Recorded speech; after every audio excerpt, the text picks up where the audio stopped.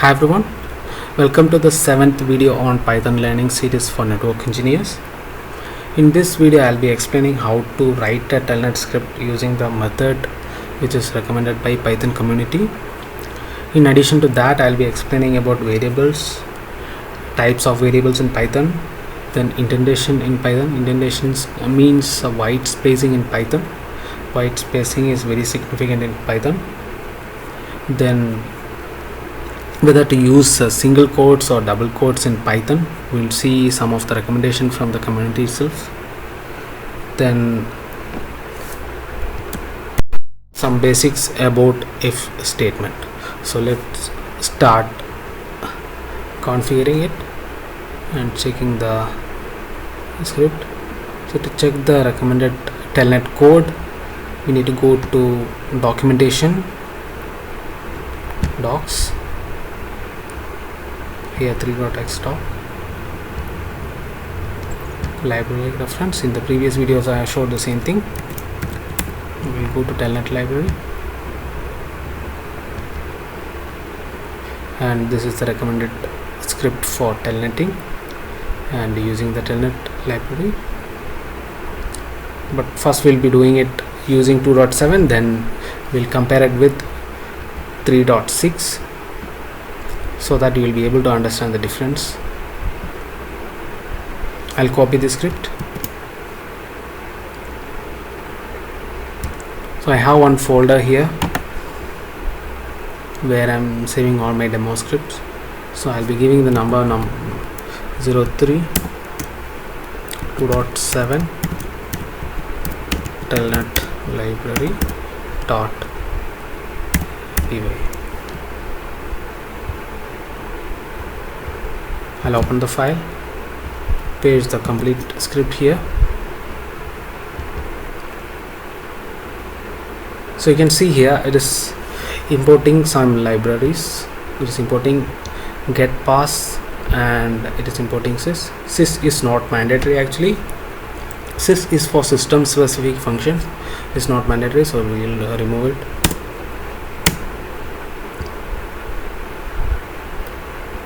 Then here host is a variable actually. You can see there is a double quotes here.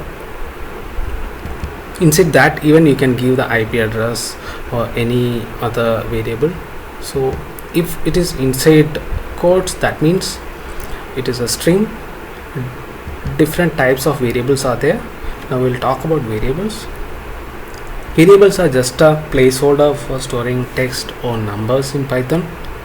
So there is multiple types of variables are there. We'll go to Python 3.6 source p 3.6 bin activate. We'll check some of the variables, types of variables here. I'll go inside Python,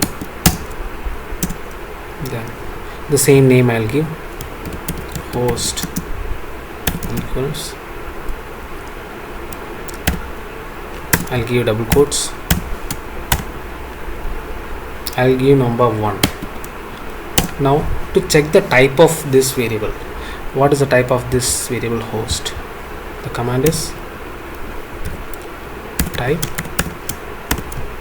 host. It is telling it is a string. Now I am again changing the value here. I'll just remove this quotes from here, then I'll give type again. Now it is saying it became integer. Now I'll change the value again. I'll change this to 1.1. now type became float. So you can see here variables can be string, integer or float. And now another thing you can do is you can just do action on a variable. Consider I am giving variable host equal to 1 and I'll be changing the value host equal to host plus 2. Now we check the host again, the value will become 3. But now I'm changing the host value to some string. String means I'll give some name, some text I'll give. Now if I give this, I'll get error because it is telling you cannot add a integer with string. Now consider if I want to add this with this also should be, this number 2 also should be a string, so I'll convert that also to string. Now we'll do a print. Now it became combined text plus this 2. Now I'll add another number 3 with single quotes. We'll see what happens. I'll change this to single quotes. I'll add number 3. Now you can see 3 quote added here, so that means it can be either single quotes or double quotes. We'll see Python's recommendation here. So this is the document where they mention all the Python enhancement proposals. Here you can see pip 8 is a style guide for Python code.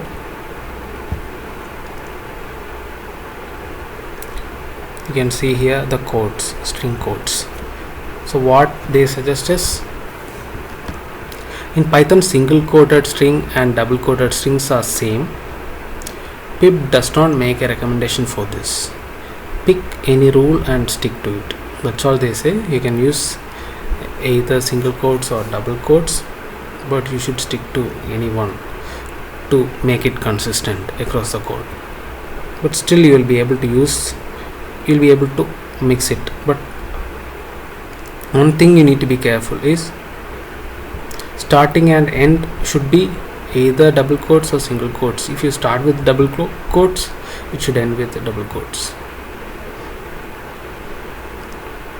Now another thing, in the starting of the video I have mentioned about indentation. So indentation means white spacing in Python. You can just check that detail here. What Python recommends is use 4 spaces per indentation level. For example, in this code I have copied from the Python doc. So you can see this comes in the next range, or we can say this is another block of in this code. This is sub of if statement. So when we edit this code, I'll explain it in detail. I'll show by without adding the space. I'll convert this into tab and see. I'll mix both and I'll show you. And another thing you need to be careful is tab or space here. So spaces are the preferred indentation method. Tab should be used and it should remain consistent with code. If you're using tab, you should always use tab in the code. If you're using space, you should use space across the code. Otherwise you will get the error. I'll show the error which you needs to be careful while copying and pasting code from somewhere. So you can see here Python 3 disallows mixing the tabs and spaces indentation.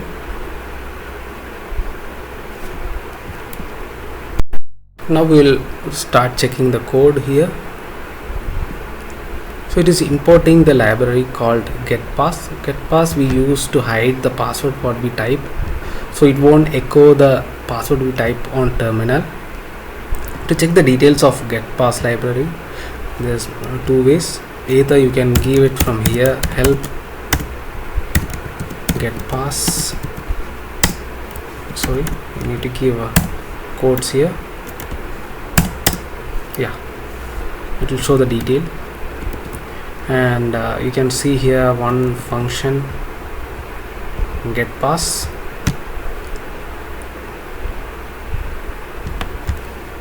and this is what we are going to use here. You can see password getpass, password equals getpass dot getpass.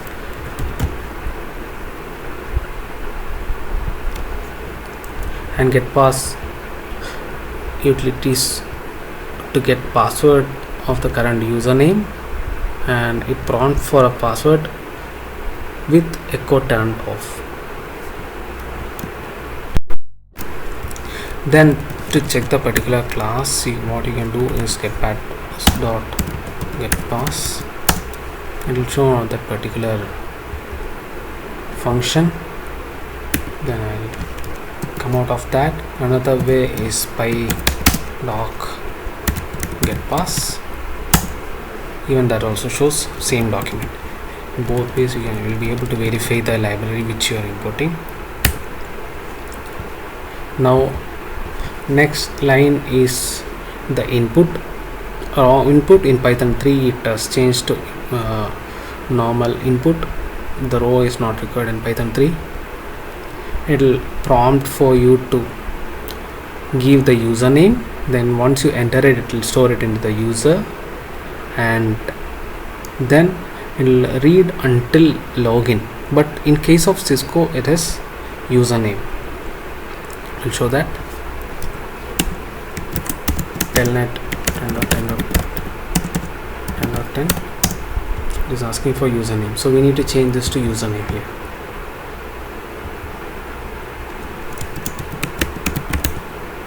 Username. Then it will give the password which we username which we gave here. Then once we give the password, it will on the password prompt, it will give the password what we entered here. It will store as password. Even you can rename this to another letter. I'll convert this to pwd for you to understand. Then I'll give that pwd here as well.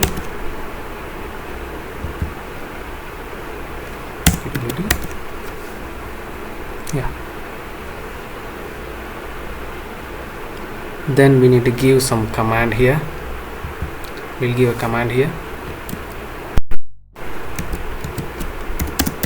Terminal length 0. We can give a command. I'll give show version exit. I have explained this in previous video as well. You can check that for details.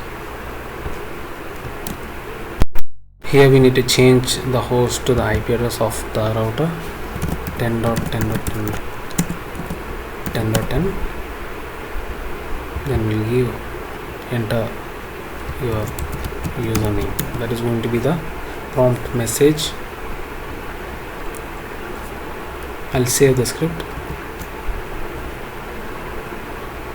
We'll try to execute it from the Python 2. Source 2.7 in. Now I am in Python 2.7. Here I'll execute the code 03. It is asking to enter the username. I'll give admin, password admin. I'm getting the command here. Now I'll make even the command as a variable. For that I'll edit this. I'll create a variable called cmd. Here with username I'll add another variable here, cmd raw input, enter the command, Ctrl S. I'll hard code the username here so that I don't have to give username every time.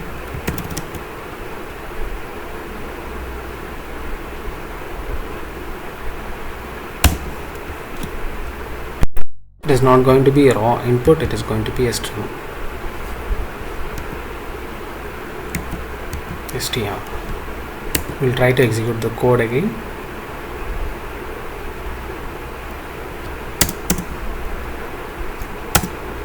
Now it is asking only for password.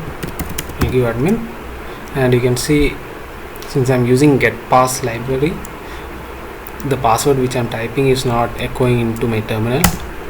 Enter the command show spanning tree. Yeah, I'm getting the output. So what I did now, I have hard coded my username here, and I made my command as a variable, and any command I can give and get the output. Now we'll try to write the same code in Python 3. We'll go to the document. I'll change this to 3.6.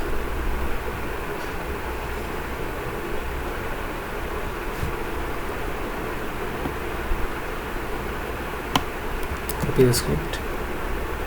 Then I'll create another file here. It's going to be 04_3.6_ telnetlib.py. Open the file, I'll paste the content here.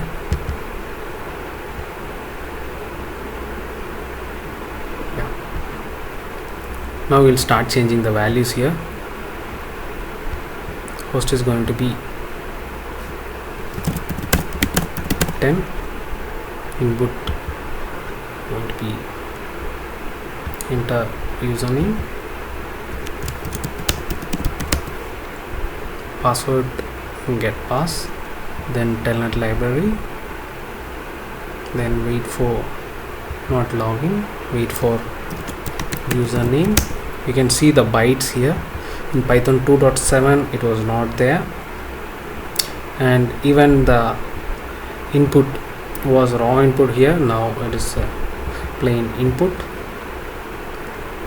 Then even in tn write you can see a encoding. They are defining encoding as ASCII,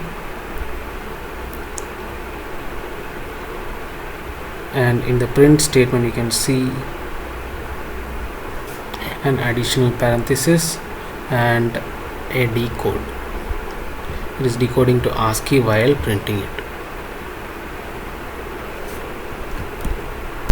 Now we need to change the command here. Command I'll change to terminal length 0.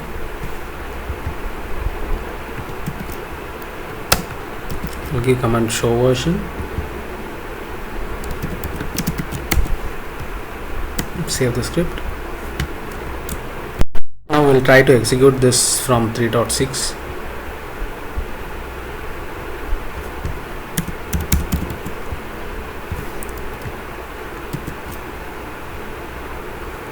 Python 04. It is asking to enter the username, admin, password admin. I got the output. Now we'll see that indentation conditions. So Python is recommending to use 4 spaces here. You can see when I copied and pasted the code from their site, it is 4 spaces. What I'll do, I'll convert one of this into tab. I press tab here, save the script. If I execute it, I'll get an error. While writing the script or while copying and pasting it from another document or something, you might encounter this error.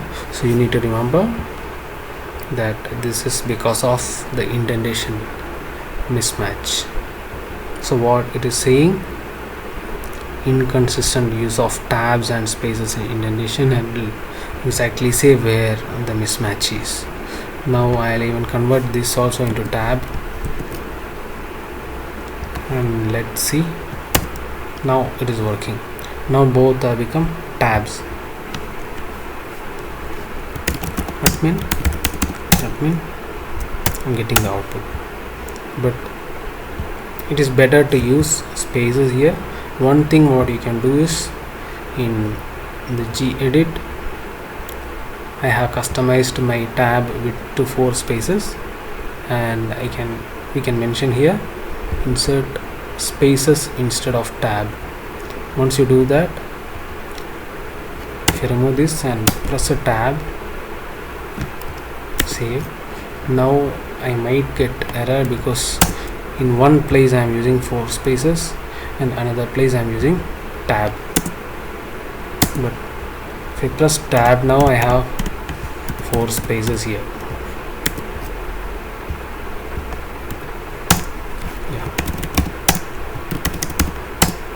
it is working now. Now we will see some of the details about if statement. You can see if statement here. So what it does, it'll, once you give the input for password variable, it'll wait for exactly the password prompt and then it enters the password. Now I'll write a very simple if statement, and then you will be able to understand the if statement, the use of if statement. I'll create a file, if.py. I'll open it. Yeah, I'll write it for toll gate collection, a parking toll gate collection. So I'll create a variable called parking time. Parking time equals, I'll call it as I'll make it as a float so that I can give integers here. Float, then user will be giving input here, then the system will be asking how long do you want to park.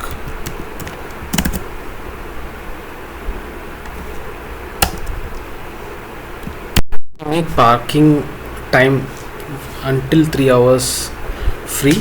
So we'll write a if statement, if parking time greater than 3, then I'll press tab, print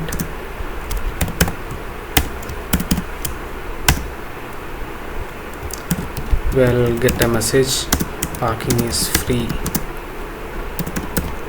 only for 3 hours.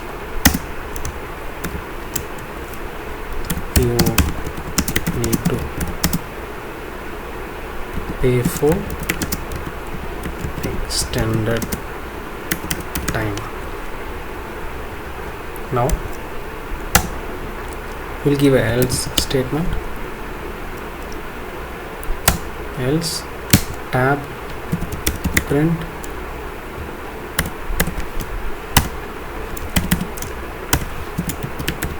parking is free.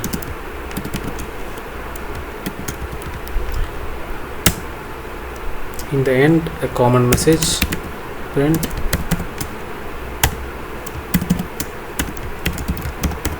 thank you. We'll see now. So we'll be accepting float here so that we can give the decimal numbers in terms of time. I'll be executing it from 3.6. So if Python if.py, so I have given the colon here. Yeah, so I'll give 3 hours. Yeah, it says parking is free. Now I'll give 3.5. Yeah, now I'm getting the message, parking is only free for 3 hours.